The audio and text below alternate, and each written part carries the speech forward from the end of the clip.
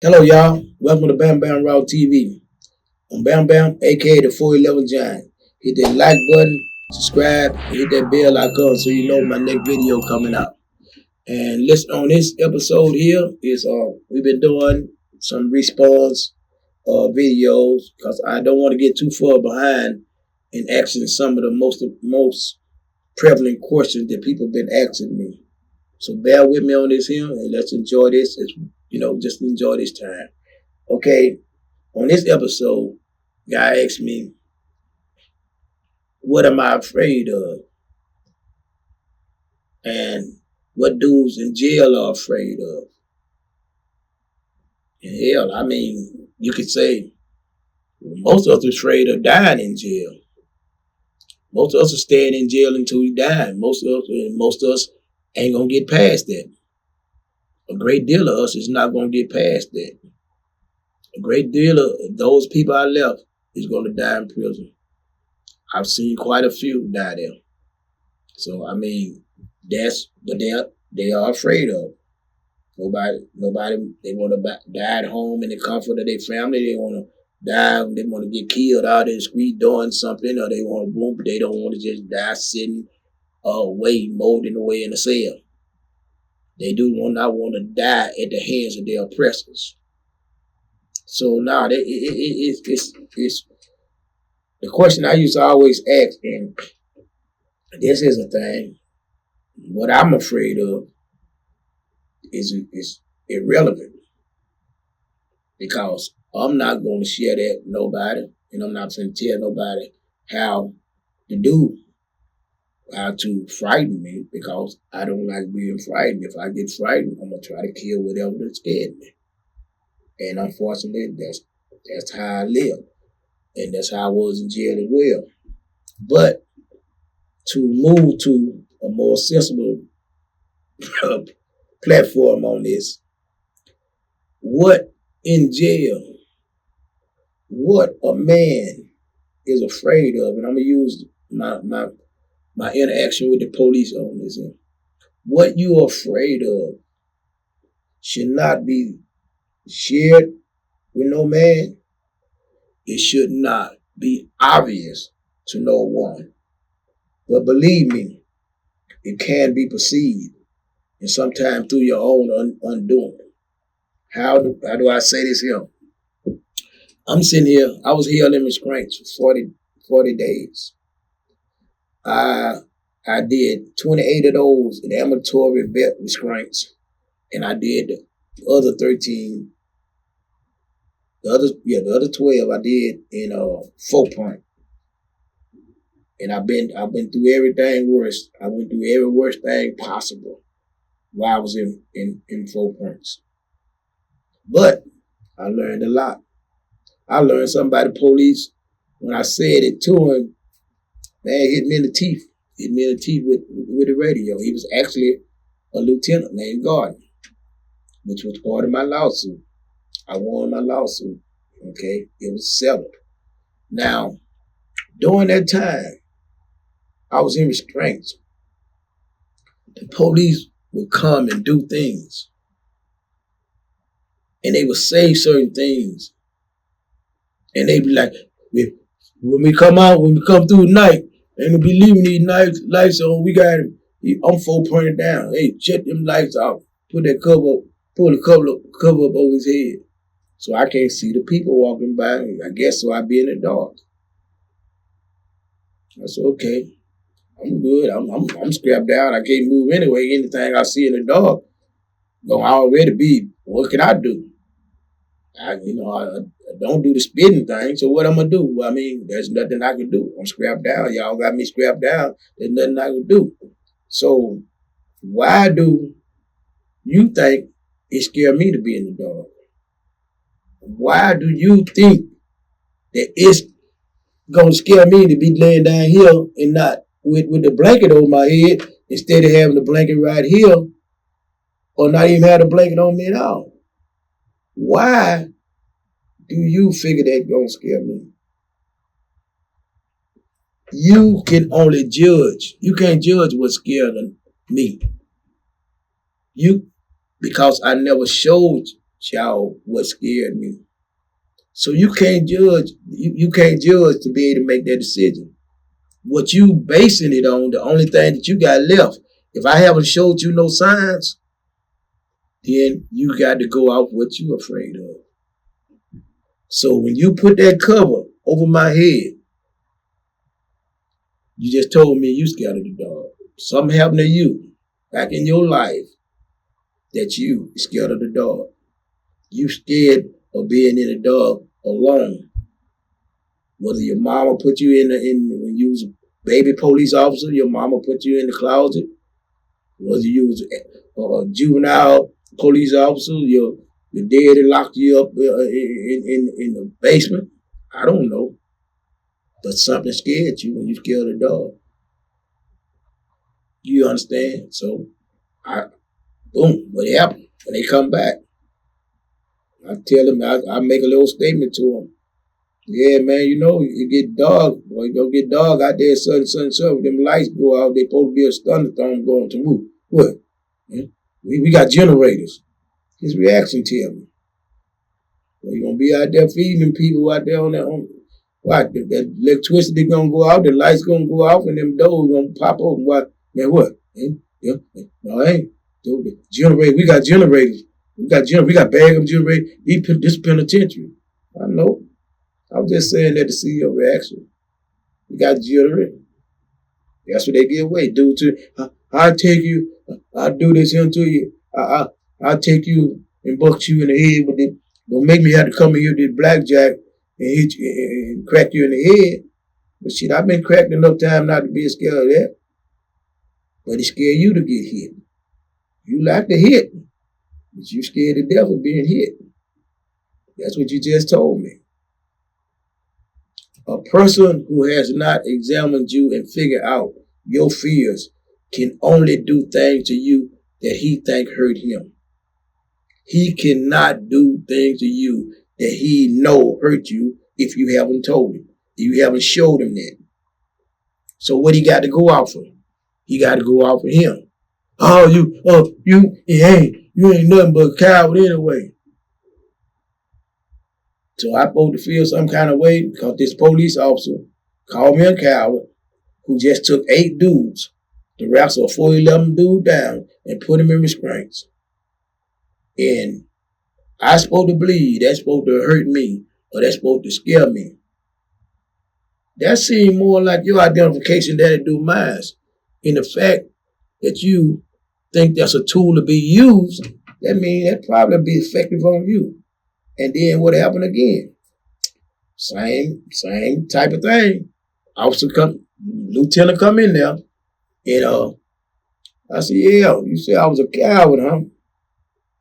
Yeah, you ain't gonna do nothing. You ain't gonna do nothing but sneaking, hit somebody across the head, and we coming in on you going on. Okay, well that's why I got all them salts on officer. Yeah, but you ain't gonna do nothing. You snuck our officer. You hit our officer on the side of the head. Your officer was choking a man in front of me, and I told him to stop. Okay, now matter of fact, video show I told him to stop 3 times. You got the man in chain, quit choking him. 3 times I said that. I got the video to show it. I got the picture to show it. But I'm a coward for hitting him. But he's not a coward for choking a man while he's in restraints. He choking a man. That's not a coward act. So I know for you to identify like that and to see it that way, you're a coward. And it hurts you to hear somebody call you a coward because you're trying to hurt me by calling me a coward. And I told him, I said, you remind me of Percy out Green Mile. I said, you a tough man when you got your homeboys, you got that stick in your hand. I said, but somebody grab you, as soon as they grab you, you're going to wee-wee on yourself. Hit me. Another one hit me right in the top of my head. He couldn't take it because it was the truth. And I said, now you feel like a man? You to hit a man restrained down like that and go, oh, fuck you. Walk on out the door because I made him show himself. And I'm only using officers. I'm only using officers in this case. Because a lot You can find out the same thing with a convict, with an inmate. The thing that he tried to do to you or call you, that's the thing that he's afraid of most. Because if you have not revealed through some actions, through some words, what you are afraid of, he should not know. So only thing that he can use is what he know of fear. And what it is, mommy locked me in the closet, or such, or they've been taking my lunch all day. I'm gonna take your food. We ain't feeding you today. All right. You think I'm scared of you taking my food? Hell, I can't do nothing about it. I'm in restraints. But if I can guarantee you wouldn't take it if I was off it. So who been taking your food that you feel like you can hurt me or you can scare me with the threat of taking my food? You giving up your own experience when you tell me stuff. Because that's all I do is sit down and analyze. When I'm laying in them restraints, when I'm in that cell, I'm analyzing it. And unfortunately, it's the truth. And this what I say about what I'm afraid of and what you're afraid of is I won't tell nobody what I'm afraid of. They pick up on it good. You know what I'm saying? I may be afraid of a lizard. I don't think I'm afraid of too much, but I may be afraid of a lizard. I may be afraid of this going on. But you would not see it in my actions if I can help it. You will have to discover that for yourself, or I'm not going to tell you. And you got a lot of dudes on the compound, which is the same way. They'll say, I come, just like a guy, man, I stab you. Tell a dude, I'm going to say hypothetically, man, I stab you to death. You know, I stab you to death, and I piss on you, or I shit on you, or I throw this on you. Okay, if the person dead, whatever you accomplish, you ain't scared of him no more. You ain't embarrassed him. He's deceased. If you done kill the individual and his body laying there right now, anything you do, that body is desecrating a corpse. You are no longer affecting that man. Because that man that was in that corpse is no longer there. So anything you don't do to him while he's alive, you ain't did it to that man. You did it to a corpse. You desecrated a corpse. So dude got a saying that I'll kill him and shit on you. Huh? And then what they gonna do? But some people, they so caught up on imagery. Oh man, if I die, I want to be buried in a blue jean suit, and I want to make sure my fingernail clean. I ain't gonna be in that body. I don't care what you do with it. You can put it in a paper bag on the side of the road. Your Bamm ain't gonna be in there. The 411 Giant ain't gonna be in there. So knowing what the importance of what another man is afraid of, opposed to what you're afraid of, is something, I don't know what to say. It's not irrelevant, but it's not something that he should share with you. Because number one, why would you give your vulnerability to somebody? But then if you're dealing with a man like myself and some of the ones that I've been around, if you ever find out his fear, you're gonna force him. When he know that you know his fear, you're gonna enforce him to overcome it. Because we hate being vulnerable. If what's up, one more thing, yep. My sons and my homeboys can testify to this.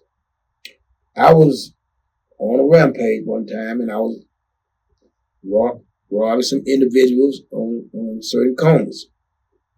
And in the process of that robbery, everybody got everything laid down. I seen a brown sack, and I think I've told this story before. I seen a brown sack, throw it over to the side. This just to show you that I'm serious about what I say. The brown sack was thrown to the side. And I look, I'm grabbing other money. Boom, boom, getting it to my dude. Come on here. Boom, I got my gun. I'm just picking up the money, passing to my people. They boom, putting it up. So I see the brown sack over there. I said, oh yeah, so somebody trying to hold out on the bouncer, huh? Yeah, So boom, I grabbed that sack, opened it up. Brown paper bag about this big. Opened it up. I stuck my hand in it. When I stuck my hand in it, I felt something wiggling the snake. I throwed it down. When I threw the snake down, I threw my gun down. I was dancing. I was there, man. And my sons with me. They ran over there and they grabbed my gun and they bagged back with everybody else. And then they take the snake and they throw him down. And then when I looked at the people looking at me, everybody who I just got through robbing was looking at me like, that motherfucker scared a little bitty snake. Man, they were looking at me like this here. And I said, boy, when I seen that look on their face, I said, oh, hell no. Boy, look, I jumped in that car. We drove off. Told my sons, take me to a pet store. I want the biggest snake they got in there. We went to Jerry's Pet Shop. I paid $2,000 for a 9-foot long Burmese python that weighed like 80 pounds. I was scared to touch him. My sons got him like, Dad, you hold him. I ain't touching him. We went down to the Blue House. Every day, all through the day, they were teaching me how to mess with him, teaching me how to mess with him, teaching me how to hold him, holding his head. Don't let him wrap around me. He could squeeze me there. Oh, they gave me everything. Watch him when they gave me everything on him. My sons, my dude, they tell everything on him. Boy, look here. A week later, maybe less than a week, I went back to that same corner. I had that big old snake on me. I had his head, hold his head, keep him under control, just like my people had taught me. I came there. I can't pull up on that corner. I jump out the car. You seen that big old snake on my neck? I said, I want y'all to see this, because I want y'all to know that thing that happened last week, it ain't going to happen no more.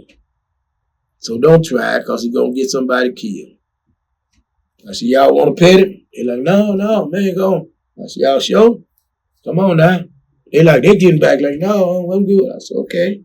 All right, so come on, y'all, let's roll. Boom, I drove them out. Oh, it's on a true story. But that was the thing. I didn't mean I wasn't scared of it. I was afraid of it. And I overcame that fear because it had been exposed to someone. If my fears get exposed to somebody, I'm going to overcome. And that's what men's going to do. So it's best, we keep our fears to ourselves. All right? Hit that like button, subscribe, and hit that bell icon so you know my next video coming out. And this just getting with the response videos again. I enjoy it. I actually enjoy it because it's something in my life and everything. In everything almost. It's an episode and everything. But y'all get ready too again before I go off.